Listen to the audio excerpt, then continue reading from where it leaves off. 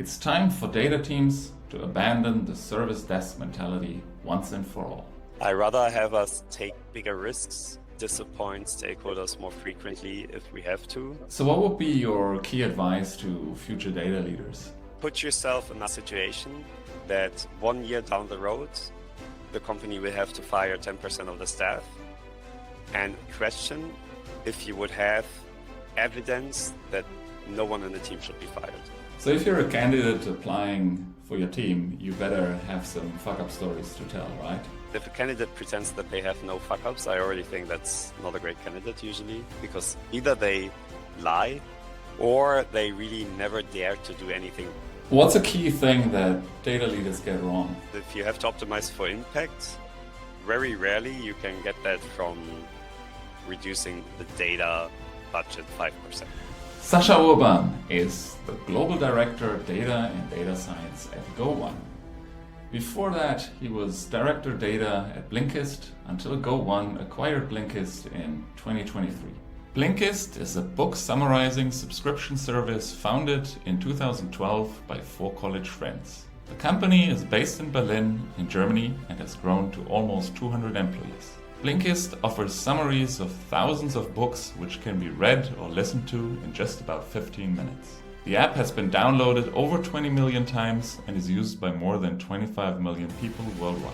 Blinkist has raised over $35 million in venture capital funding, and its mission is to inspire people to learn and grow by making big ideas easy to discover and understand. Sascha Urban is a modern data leader and veteran in the data space with more than 15 years of experience. Prior to Blinkist, Sascha spent 6 years in the data team of Amazon's audiobook streaming service Audible. He is an absolute expert for B2C subscription businesses. Today, we'll talk about Sascha's data leadership journey at Blinkist. We'll look at how the data team looked like when Sascha joined 3 years ago and how it looks like today. We will cover which initiatives had the biggest business impact, and we will also talk about Sascha's biggest fuck-ups. And with that, I bring you Sascha Urban. At what timing did you join Blinkist, Sascha? What funding stage was the company in? How much revenue did it make roughly? How did the data team look like when you joined? I joined Blinkist 3.5 years ago, and at that time, the company was already through all of the early seed funding rounds. So it was I would say, scale up more than a startup already. And we had a data team. When I joined, what we called data team was BI and data science. So back in the days, data engineering was a function under the CTO in engineering. Right. And that changed then 1 year into that journey. We moved data engineering also under the data function. And since then, that's in general the main setup, that we have data science, analytics, and engineering under the umbrella of me as a data lead. How many people did the team have when you started? When I joined, it was around 5 to 6, BI and data science. Now we've grown to 15 across all 3 functions, more or less 5 each. At what point did the first full-time data person start? Do you know that? Yeah, I don't know that, but the first data pipelines that were built at Blinkist were all built by our CEO.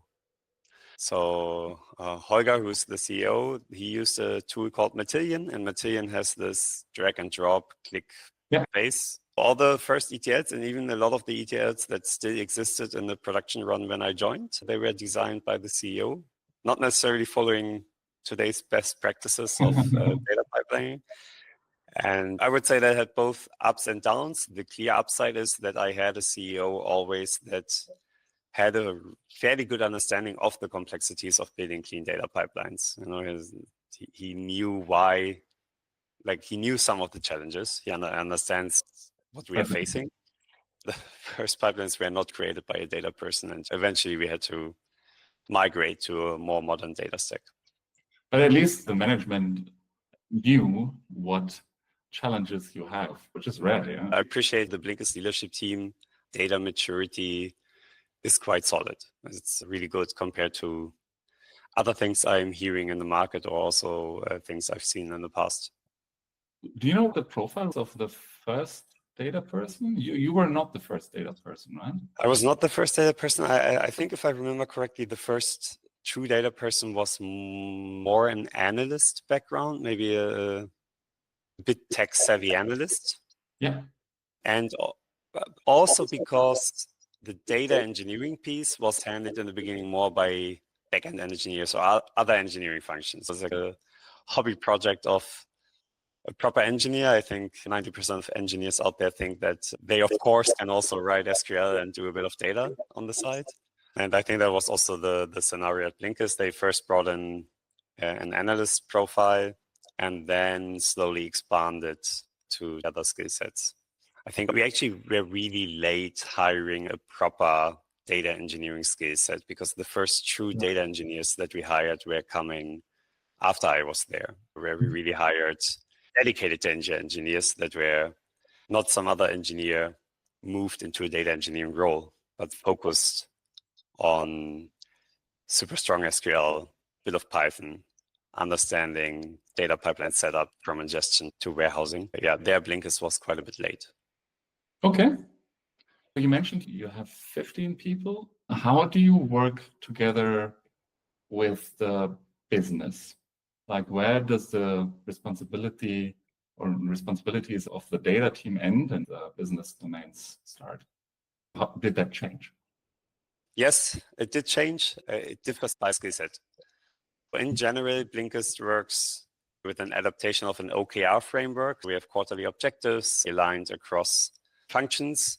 In good moments, we have a business strategy and objectives and identify where we think data can add the most value. Right? Like which of these objectives data can actually make a difference and which of these objectives, data would maybe be a nice to have or some. I think every PM, every stakeholder will always say, oh, it would be nice to have an analyst in this project and more charts, more dashboards. But it's our job to course correct sometimes and say, we don't buy into the value of an analyst joining that project. That's holding true for data engineering, data science, and data analytics. We have these objectives and then staff roughly the resources for a quarter.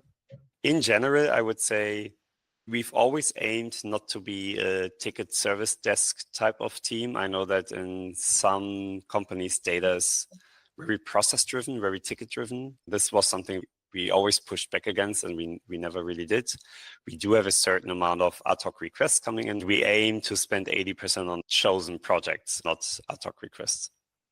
I would say one of the big moves that we made over the course of time is analytics being a bit less centralized and a bit more integrated into functions. So they still report to the data org. They still sit together and we have the team rituals and everything as a data team.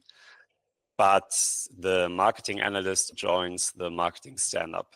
The product analyst sits with the product team and they develop a feature.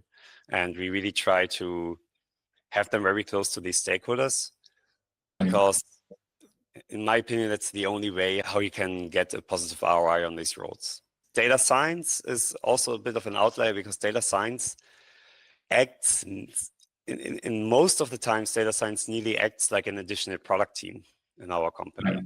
So our data scientists can build customer-facing end-to-end systems. So we are quite engineering-savvy data science team. They are not just algorithm writers or they don't just do prompt engineering. They are able to build an API that we actually can plug into our app.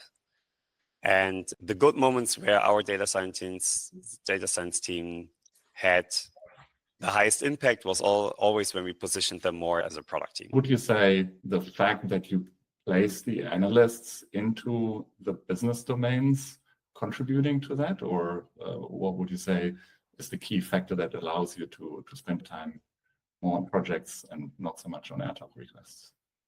The key factor is that as a data function, we need to outgrow the service desk mentality. As long as you treat data as a cost center, it will also be treated as a cost center. And it's very unlikely that a cost center in any company, no matter what the team is, right? But if you position a team as a cost center structurally, it's very unlikely that it will have meaningful added value on the top line.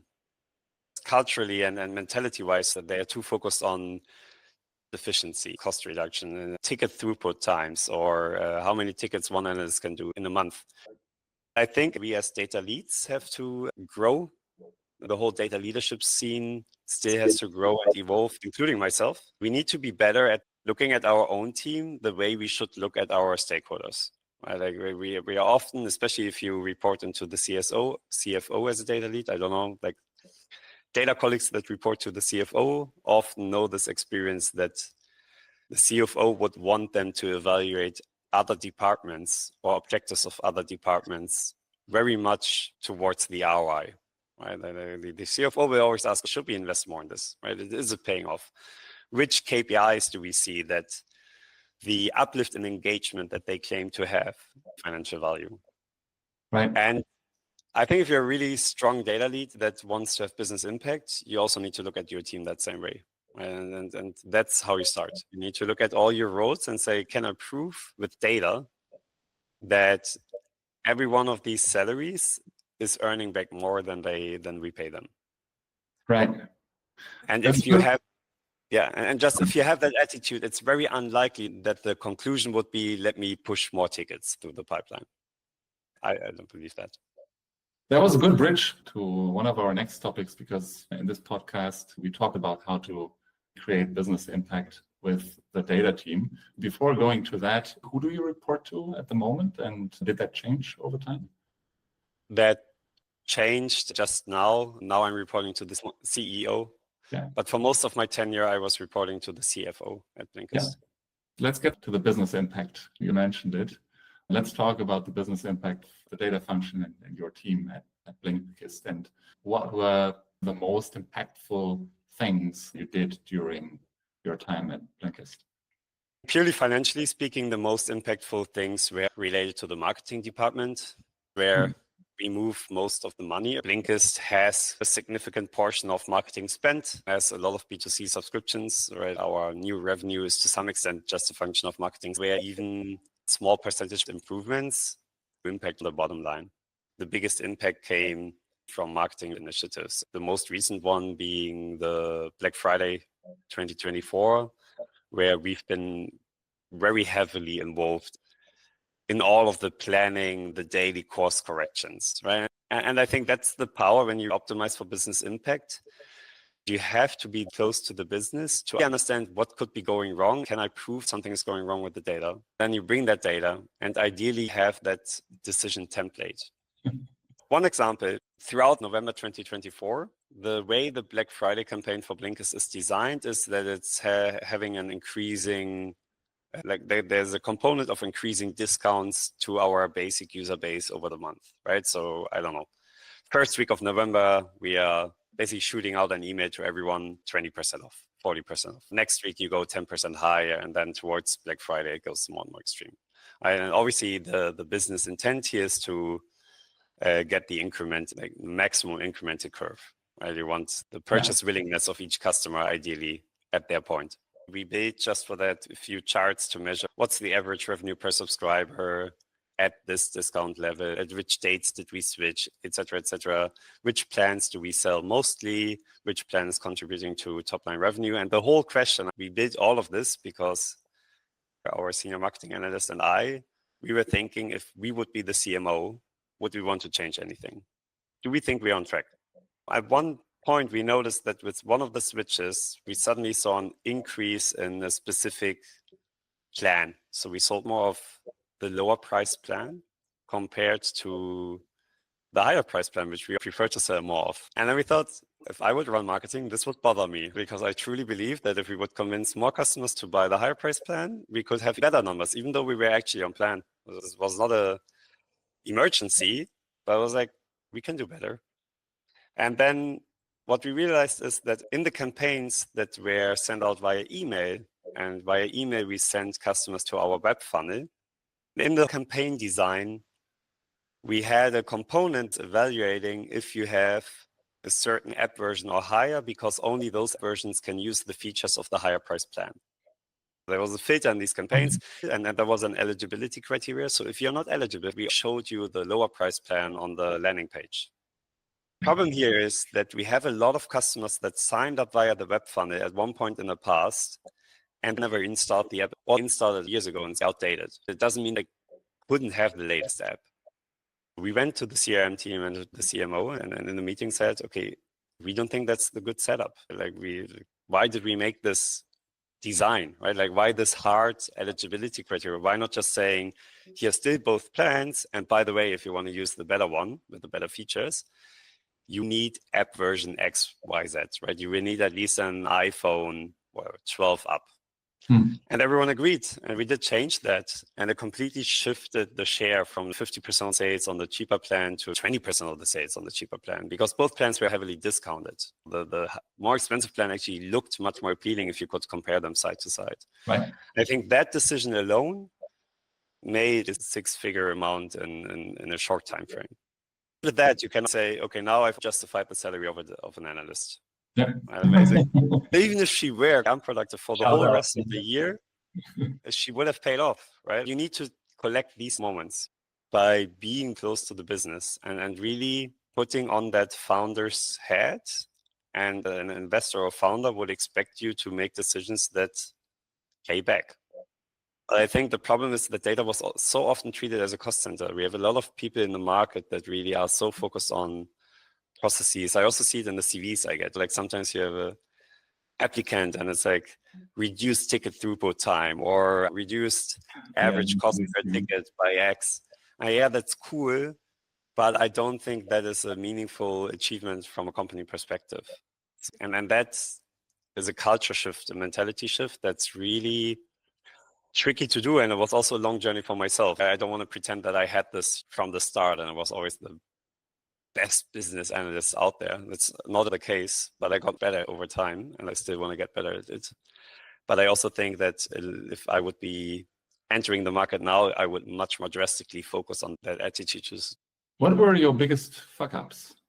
So many, as long as you learn from them, that's good. I actually like to ask that question in interviews as well. And if a candidate pretends that they have no fuck-ups, I already think that's not a great candidate usually, because either they lie, not good, right? Or they really never dare to do anything that's not good. The fuck-ups I regret most are around people topics. So as a lead, I feel that whenever I have been even slightly inconsistent with promotion criteria or who should report to who, these design questions have long tail implications. So whenever you make a mistake, whenever I did a mistake on any of these I thought someone should improve a skill, right? But also I thought, okay, if I don't promote that person now, then it will maybe take another year until we get into these conversations again. I don't want to lose that talent because they are good. So in the end, I said, okay, let's do the promotion. I regret it because it's not fair to anyone. I'm trying to be tough on making these decisions because it's not fair to the person that you actually promoted, even though you still have some doubts. They should be competitive in the market on that position, right? I want anyone to leave the team fully competitive in their position. Ideally, they can jump from there. But they really need to be great at that position. And it's my job to make them great. Usually you can incentivize people much better to work on their skill sets when they still want to achieve something. Once you've promoted them, it's harder. Intrinsically, the motivation is lower to really invest. It's also not fair for the team because you will always have someone in the team who looks at this process and thinks, wait, I think I'm better at that skill. And now they are at this level. And either they are at the same level, they're like, I should also move up, or they are one level lower and they are like, I should follow. And if you can't do that, or if you're not willing to, then you've been treating other people unfairly. But this is what I usually regret the most. I think I got better at it. The only thing you can do is learn. I think if I look back at the 3.5 years at Blinkist, the things that I carried the longest with me, the regrets still hold around these factors. One other thing, more business related, because the topic is data and business impact. There was a time where I was very focused on being a great lead, developing people, producing good output and keeping stakeholders happy and everything. But I wasn't as tough on myself with, do we generate business impact? I claim for every role in the team that, yeah, the ROI is definitely positive for the company. And that's, for a long time, that wasn't super painful. But imagine you're suddenly in a situation where you need to talk about layoffs. And we had that situation. And then you're in a group with mostly leadership team members, right? C-level people, and you're the representative for the data function. Okay, most likely let around 20 people go, or 50, whatever, X% of your employee base. And we think it should be also, I don't know, 2 data scientists, 1 analyst, 2 engineers, data engineers. And you're like, no, we need those people. And they ask, how? Prove it. And you have the CMO who is trying to save their own headcounts. And the CMO is like, if we fire this person, then that means no one is taking care of that channel. That will lead to X thousand less in revenue each week. Shouldn't we rather fire some service function headcount? And when that happened, and it only happened once, but it was this year, I think that was my most frustrating day at this job. I got out of the meeting. It felt like a personal failure. Didn't preemptively arm myself to say, there's no way we can lay anyone off. Otherwise, I would have already done it myself. Like, that should be the mentality. If you run your business, you have someone that you think they don't add value, you would lay them off, right? And now that sounds maybe a bit too tough. And I'm not saying that you should have this toxic hire and fire culture, but I do think you should have that ambition that everyone clearly presents their value. And that was also a huge, I think, long-term consistent fuck up. Not one specific moment, but then it's in that moment. I never want that again. The guidance I tell myself and also told the team afterwards is, I rather have us take bigger risks, disappoint stakeholders more frequently if we have to, if we think that all we would do is just pleasing them. But if we then go into a conversation about, can I prove that everyone has a positive ROI, and all I have is, but this person is very happy with this analyst, it's not going to save the headcount. But if the person is not that happy because we didn't reply to all of their tickets, I can say we delivered this project and made XK more revenue. They may still a bit unhappy, but the person is going to keep their job. So if I have to choose between the two, I know what I'm aiming for. Right. What's your number one advice for any data team or data leader to increase business impact so they can enjoy their jobs as much as you do? Put yourself in a situation that 1 year down the road, the company will fire 10% of the staff. Question if you have evidence that no one in the team should be fired. If you want to approach this positively, prove your team is contributing to company growth in revenue or profitability. Do you have data for that? We are data professionals. If we don't have data for the value of our own positions, we should be the first ones. I know it's hard, but we should be the best at this. We can't expect other functions to do this if data people are not able to come up with any data to say, actually, I can prove the value of my role. And if you can't, then I would challenge that you have an opportunity to improve as a business or function. It's not always just the data team or lead, but it starts with the data lead. You can't just blame everyone else.